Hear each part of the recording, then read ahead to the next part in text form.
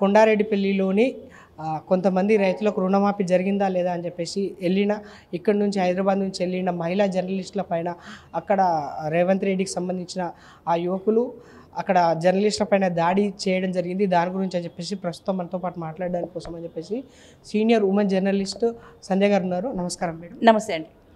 దీని గురించి అని చెప్పేసి ఇప్పుడు ఉమెన్ పైన ఇప్పుడు దాడి జరిగింది కదా మేడం, ఈ ప్రభుత్వ వైఖరి ఏ విధంగా ఉందని చెప్పేసి అనుకోవచ్చు మేడం?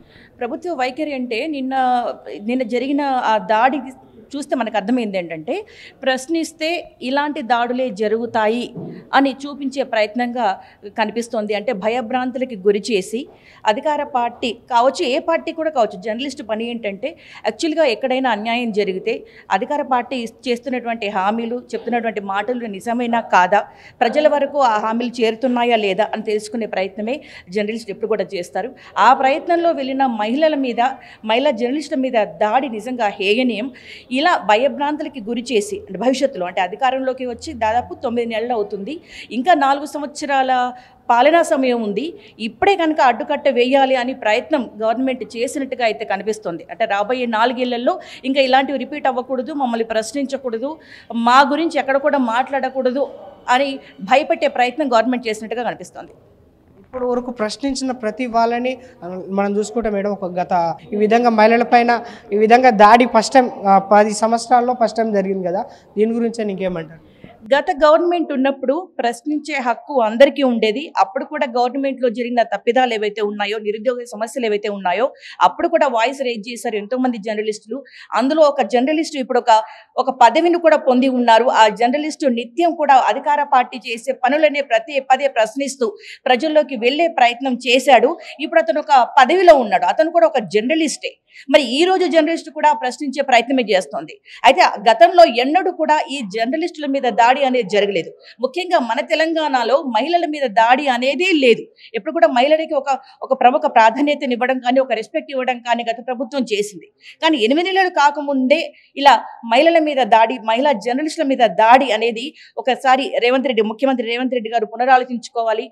ప్రశ్నించే హక్కు అందరికీ ఉంది. ఆ ప్రశ్నించే ప్రశ్నకి జవాబు నీ దగ్గర ఉందా లేదా, అది మాత్రం మీరు చూసుకుంటే చాలు. ఈ ప్రజల సమస్యలను కప్పిపుచ్చుకోవడానికి కోసం అని చెప్పేసి ఈ విధంగా దాడులు జరుపుతున్నాయని చెప్పేసి అనుకోవచ్చా మేడం? ఇప్పుడు రేవంత్ రెడ్డి గారు చెప్పిన మాట ఏంటంటే 100% రుణమాఫీ చేశాము మేము అని చెప్పారు.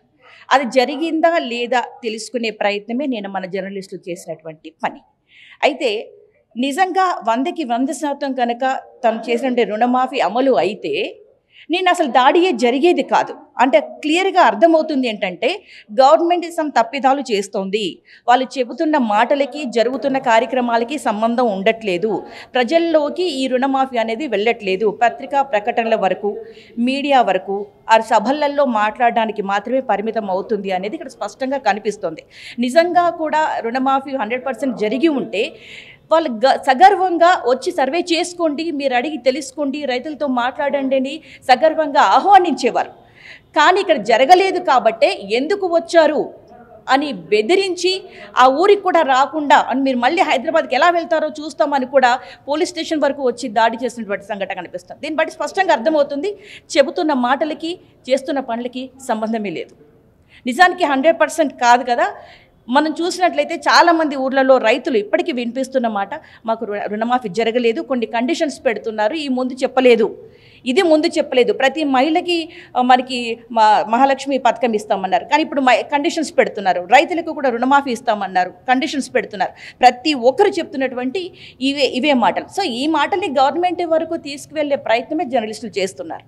దాన్ని అడ్డుకుంటే నిజాలు ఏంటో మీ దాకా రాకపోతే, ప్రజల వరకు వెళ్ళకపోతే మీరు చెప్పిందే నిజం అనుకుంటారు కదా ప్రజలు. నిజానికి మీరు 6 హామీలు సక్సెస్ఫుల్గా అమలు చేస్తే అసలు ఈ సమస్య రాదు. కాంగ్రెస్ ప్రభుత్వం ఏర్పడి ఇప్పటికీ దాదాపు 8 నెలలు గడిచిపోయింది మేడం. ఈ ప్రభుత్వంలో ఈ పాలన ఏ విధంగా ఉందని చెప్పేసి అనుకుంటున్నారు మేడం? మీ జర్నలిస్ట్గా మీరు ఏ విధంగా ఈ ప్రభుత్వ పాలన నడుస్తుందని చెప్పేసి? ఒక జర్నలిస్ట్గా అనలైజ్ చేస్తే గత 8 నెలల ఈ గవర్నమెంట్ పాలన ఎలా ఉంది అనేది అనలైజ్ చేస్తే 6 హామీలు 100 రోజుల్లో అమలు చేస్తామని చెప్పిన ఈ గవర్నమెంట్ ఆ 6 హామీలని అమలు చేస్తున్నామని చెప్పుకునే ప్రయత్నం చేస్తుంది. 6 హామీలు సక్సెస్ఫుల్గా అమలు కాకుండా అమలు చేశాము అని చెప్పుకునే ప్రయత్నం అయితే చేస్తోంది. రియాలిటీ తెలియకుండా గెలవడం కోసం తప్పుడు హామీలు, నోటికి ఎంత వస్తే అంత అన్నట్టుగా, అక్కడ గెలవడమే ఒక లక్ష్యం అన్నట్టుగా తప్పుడు హామీలు ఇచ్చి గవర్నమెంట్లోకి రావడం జరిగింది. ఇప్పుడు ఆ 6 హామీలు అమలు చేయడానికి పడుతున్న కష్టం, పడుతున్న బాధలో భాగంగానే ఈ అబద్ధాలు, ఇలాంటి దాడులు కూడా జరుగుతున్నాయి. జరిగిన దాడి మీద అని చెప్పేసి తెలంగాణ రాష్ట్ర మహిళా కమిషన్ దగ్గరికి వచ్చింది కదా మేడం, ఏ విధంగా దీన్ని ముందుకు తీసుకెళ్ళబోతున్నారు మేడం?